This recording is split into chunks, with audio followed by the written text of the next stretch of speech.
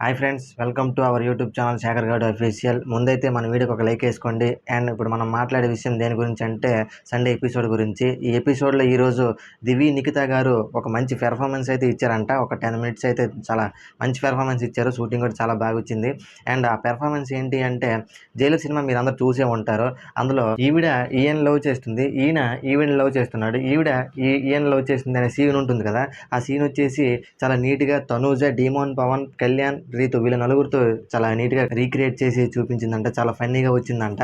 So అది దాని తర్వాత మనం మాట్లాడుకునే విషయం ఇంకోటి ఏంటి అంటే, శ్రీజాకి చాలా నెగిటివిటీ అయితే వస్తుంది. హౌస్లో వస్తుంది, బయట కూడా వస్తుంది. ఎందుకంటే బీపీ ఆస్క్ క్వశ్చన్ అనేసి ఒక టాస్క్ అయితే అవుద్ది. దాంట్లో అందరికీ క్వశ్చన్లు అడుగుతారు, కానీ శ్రీజాకి మాత్రం అడగరు. అండ్ ఇంకో పనిష్మెంట్ కూడా ఆవిడకి ఇచ్చారు. అదేంటి అంటే బిగ్ బాస్ సీజన్ మొత్తం ఒకే డ్రెస్ వేసుకొని ఉండాలి అని. చాలా నెగిటివిటీ వస్తుంది శ్రీజాకి. మరి దానిపైన మీ ఒపీనియన్ ఏంటి అనేది కామెంట్ చేయండి. దాని గురించి ఎక్కువగా మాట్లాడడం నాకు ఇష్టం లేదు. సో అది.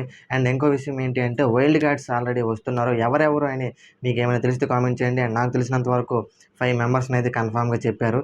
సో వాళ్ళ పేర్లు ఏంటి అంటే, ఫస్ట్ వచ్చేసి కావ్యశ్రీ మనందరికీ తెలుసు. నిఖిల్, కావ్యశ్రీ బాండింగ్ ఎంత గట్టిగా ఉందో మనం ఆల్రెడీ కొన్ని వీడియోలు చేసాం వీళ్ళిద్దరి గురించి. సో ఈవిడ కానీ హౌస్లోకి వస్తే తనూజాకి గట్టి పోటీ అయితే ఇవ్వబోతుంది. ఎందుకంటే సీరియల్స్ నుంచి చూసుకుంటే తనూజ టాప్లో ఉంది. అండ్ ఆవిడకి గట్టి పోటీ ఇచ్చేది ఎవరైనా ఉన్నారు అంటే కావ్యశ్రీ.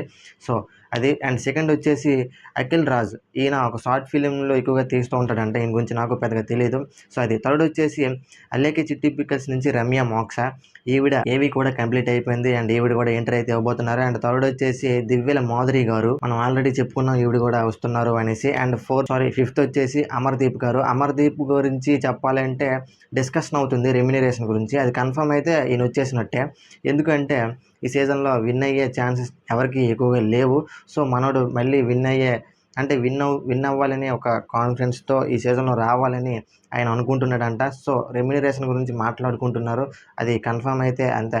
ఆ డీలింగ్ కుదిరితే మనోడు ఎంట్రీ ఇవ్వచ్చు. సో ఇది అసలు విషయం. మరి ఈ వైల్డ్ కార్డ్ ఎంట్రీస్పై మీ ఒపీనియన్ ఏంటి అనేది కామెంట్ చేసి చెప్పండి. కొత్త వీడియోతో మళ్ళీ కలుద్దాం. అంతవరకు బాయ్.